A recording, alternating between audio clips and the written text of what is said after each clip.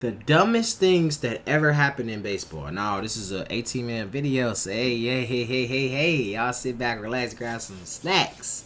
You know what I'm saying? Now, the more baseball doesn't exist, I love this channel. All right, y'all can subscribe. Baseball doesn't exist. Now, already, I see that y'all like these videos as well, so if y'all want more of these videos, hit the subscribe button, hit the like button, all right? Now, I'm trying to get, like I said, I'm trying to get MLB content, stuff like that. So y'all also can comment down what else y'all want to react to, so I know. And yeah, hey, let's see what it been time by. Baseball, there's a ton of ways to mess up. But did you know that somebody actually messed up so bad they had to evacuate the Capitol building? And that's not even close to the dumbest thing that has ever happened on a baseball field. These mistakes have lost teams games, may have cost a team a World Series, caused actual riots, gotten games canceled, and have even led to people being arrested. But most of the time, these mistakes just result in people booing and laughing. Like when Milton Bradley got a fly ball in the 8th inning with 1 out. And Bradley plays it off to the side, and he doesn't know how many outs there are. He just throws the ball into Bradley threw the ball into the stands with only 2 outs, allowing... Yeah, I remember this. Bro, I thought it was sweet. Yeah, over there. Yeah, here you go. They can get your dumb ass on. 1 run to score and another to go to third. This happens more than you would think. Like when Anthony Gose made a running catch and for some reason just kept on running. The runner scored from second and he felt extremely dumb. Usually this just causes players to look dumb for a second, realize they messed up, then laugh at themselves with 0 consequences. Sometimes it actually screws a team over. Like when Benny Agbayani made this play while winning 1-0. The Giants tied the game on a sac fly, but Benny thought there were 3 outs, gave the ball to a kid, realized there were only 2 outs, took the ball away from the kid, but it was too late. The Giants scored, and we're now winning 2-1. When a player makes a stupid mistake that... Imagine, you see the kid reaction, that was the most authentic shit ever. He like, yeah, let's run the ball, guys. All you see is the nigga run back over there. Oh, give me that ball, kid. Imagine he threw it to somebody else. That should be hilarious. But the one thing I would say though, especially playing outfield, bro, it's so easy. Like that's one thing about baseball is like, bro, you could be sitting there all day just not getting no action, just chilling. But I remember that was one of the best things, not the best things, but it's like a gift and a curse. It's like it's a gift because you really, you know what I'm saying, you're just standing there. But it's also a curse because you're not actively moving. You're not actively trying to get ready and, you know what I'm saying, you gotta keep your body flowing as you out there. So you just sit in the outfield, you know what I'm saying, and say a whole bunch of walks going on. People just keep scoring and hitting home runs, ground ball. It's nothing coming to the outfield. You're just staying there. You don't even know what how many outs it is no more because no one just calls it out. No one just says it. You got to just be paying attention. So I know it definitely can work out like that. 2-1. When a player makes a stupid mistake that costs a team a game, people are pissed. When the grounds crew makes a stupid mistake that costs a team a game, there's a good chance they're all going to get fired. That's what happened to the Marlins, who during their first season ever made the extremely stupid decision to hire employees by going to a local high school and hiring high schoolers to be in charge of the tarp. This is according to one of the members of the crew who says that this was the first time they had ever had to put the tarp out during a game and for some reason rolled it out into the outfield. They started dragging it all the way into the infield, but the tarp got stuck, so the grounds crew had to start over. They tried to drag it out again, but it got stuck again. They tried it again with even more speed. It got stuck again. They tried for a third time with even more speed, and it got stuck again. It got so bad, the Marlins manager came out to help them. They tried another attempt with even more people and got stuck again. It got so bad, the Marlins manager quit trying to help them. The grounds crew tried a new strategy by moving the tarp all the way to left field. They tried again, succeeded, but only covered half of the infield. But finally, after 6 attempts in over 20 minutes, they were able to drag the tarp onto the infield. Unfortunately, at this point, the rain had already stopped and the field was covered in water, which should have been a 20-minute delay led to an hour-and-a-half delay. And after the game, the entire grounds crew of high school kids was fired. Troubles with the tarp are bound to happen during extreme weather, like when the Pirates grounds Damn, they just kept going? Chill. Troubles with the tarp are bound Bro, this dude, look at this dude right here. This dude literally looked at him and kept moving. to happen during extreme Look! He kept rolling it. What is wrong weather, with these like people? when the They Pirates don't give a grounds fuck at crew all. got the tarp stuck and literally had a member of the team swallowed by it. He had to be saved by the Pirates players, who ended up having to become the grounds crew and hold down the tarp in pouring rain. This grounds crew member got swallowed by the tarp, nobody realized it, and had to crawl out while fighting for his life. In 2014, the Yankees grounds crew messed up so bad, the field was soaked to the point where they had to cancel the game in the 5th inning. But since the Yankees were winning by a run at the time, the grounds crew messing up actually got them the win. In 2018, the Phillies grounds crew forgot to put the tarp out overnight. It rained, the field was soaked, they tried to use a flamethrower to try to dry it out, that didn't work, and the game was canceled even though the weather was fine. Which begs the question, why don't they just invent a tarp that rolls itself, eliminating the need for grounds crew members and unnecessary delays? Actually, they had this in the 80s, and it almost ended a player's career. Vince Coleman was Rookie of the Year and led the league in stolen bases. The Cardinals were relying on him heavily during their run to the World Series. But in Game 4... also, too, that's another thing I want to do. I want to start doing more player reactions for baseball because, like I told you, I never really watched baseball. I only just played it in my whole life. You know what I'm saying? So it's really good so I can watch it with you guys. I can learn with you guys. So that's another thing. I don't really know. Like, I just found out about, I think, Randy, one of the best pitchers ever. I just learned about him. I'm trying to learn about more of the best, like he said, the best base stealer. You know what I'm saying? The all-time GOATs, bro. You know what I'm saying? Y'all know what I'm trying to say. So you comment down who's the all-time GOATs. I'll react to him. Just let me know. Of the NLCS, he and his teammates were hanging out the on the field before Yo, the you game, athletic when ass. for some reason, the automatic tarp started rolling out on the field. Coleman had his back turned, and the metal tube that weighed a half-ton crushed him and fractured his leg, ending his season before the most important series of his career. Automatic tarps have pretty much gone extinct ever since, while the number of stadium employees have gone up and up. They usually do a great job, but not always. Like in New York, when the grounds crew made the sprinkler system go off in the middle of a game. In Arizona, JJ Putz was about to throw a pitch when the sound guy accidentally pressed a button which played the most random sound ever heard. Batboys are constantly making some of the most amazing plays while also making some of the worst plays ever. But this one made the worst mistake a Batboy can by catching a ball and throwing it into the stands even though it was fair. A few moments later, another ball came to him. It was foul, but he was so scared of messing up again, he just stayed Hey, I would do the same shit. I would do the same exact shit. No cap. completely still. cap. But perhaps the stupidest decision surrounding Batboys is the Giants, who insist on hiring senior citizens to do it. Wow. On one hand, this is a great gesture. It was originally part of their senior involvement program, giving older people a chance to get involved and do something they otherwise would never get to do.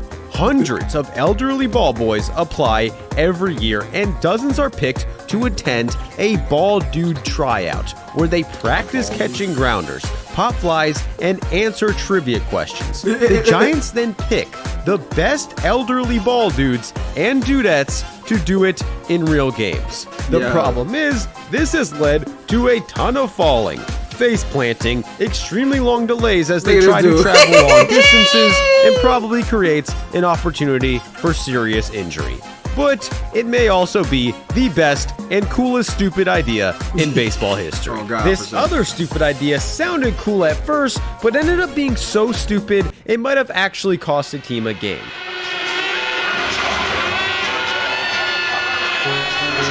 During the 2010 World Cup, the Marlins did a Vuvuzela giveaway.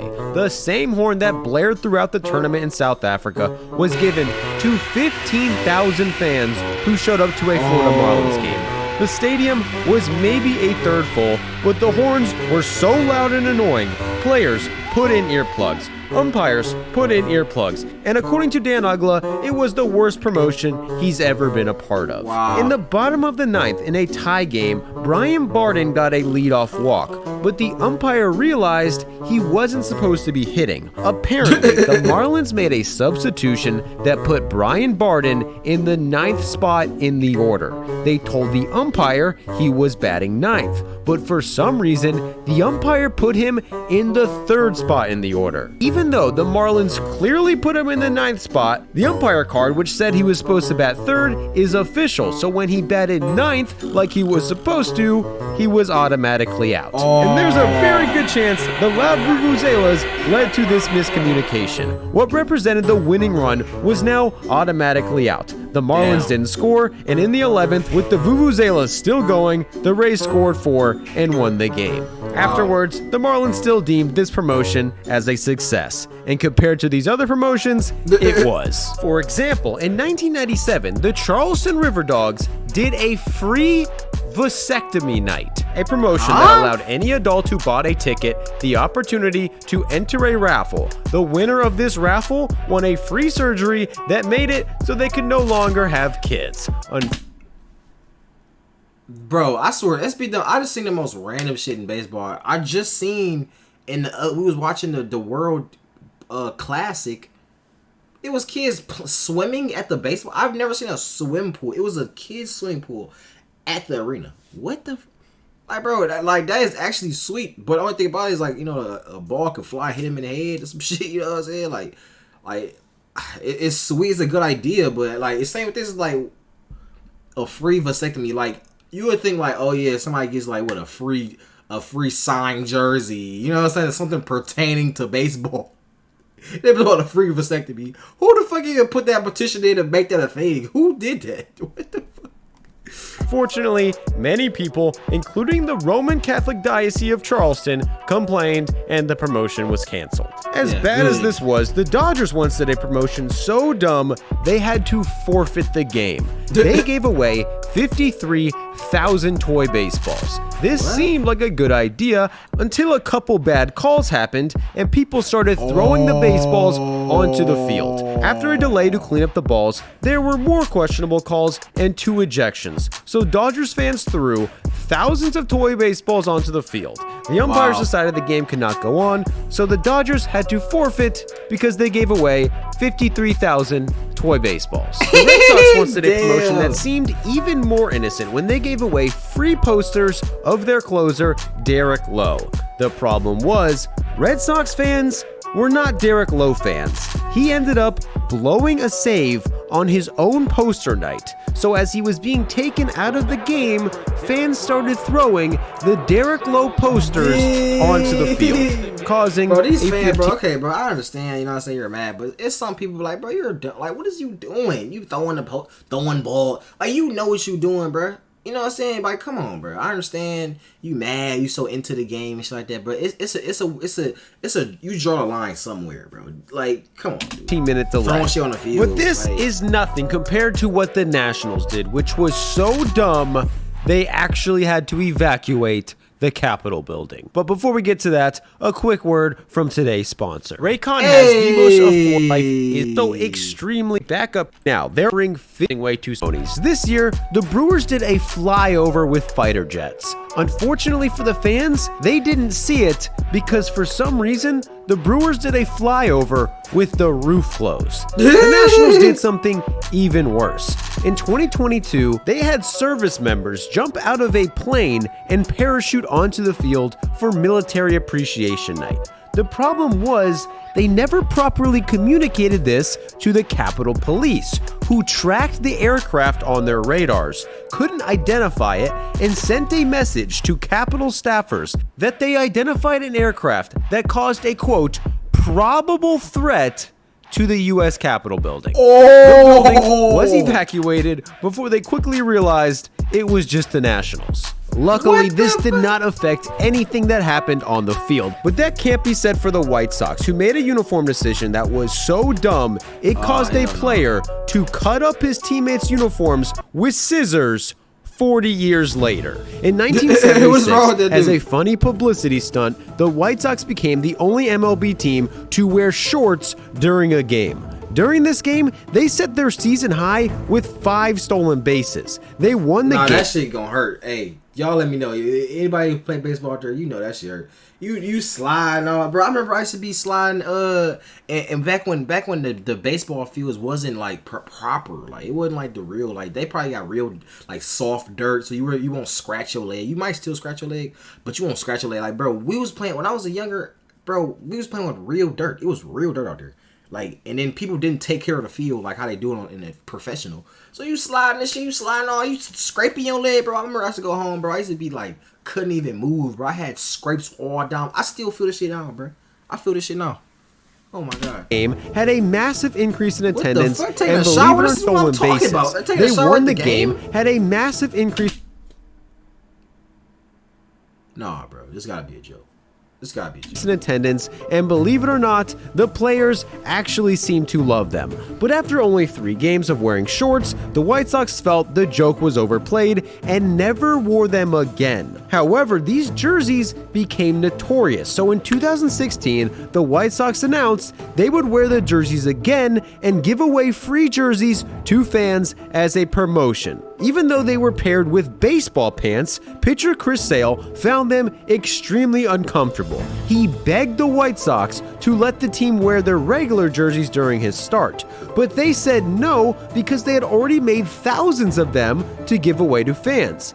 This pissed off Chris Sale so bad he went around the clubhouse with scissors and cut his and his teammates' jerseys hours before the game. Since the jerseys all had holes in them, the White Sox were forced to wear different jerseys and also suspended Chris Sale. But as Bro, that's such Karen activities, bro. mad as Chris Sale was, no pitcher was more mad than David Cone after this play. He was so angry, he started arguing with the ump, even though there were men on base. So while he was screaming at the umpire, another runner came in and scored. Cone got even angrier and kept screaming at the ump. Problem was, there was another runner on base who scored all the way from first base as Cone continued to scream at the ump. Nyjer Morgan got caught screaming at himself after he almost made this amazing catch, but for some reason, he thought he hit the ball over the fence. It didn't go over the fence. So while he slammed his glove and started yelling at himself, Adam Jones went all the way around the bases for an inside the park home run because Nyjer Morgan never picked up the ball. Tommy John probably should. Yeah, that sounds just like me. That's what shit I would do, bro. That shit funny. I know exactly how he feels, bro. Yo, that he threw his glove down, bro. Chill.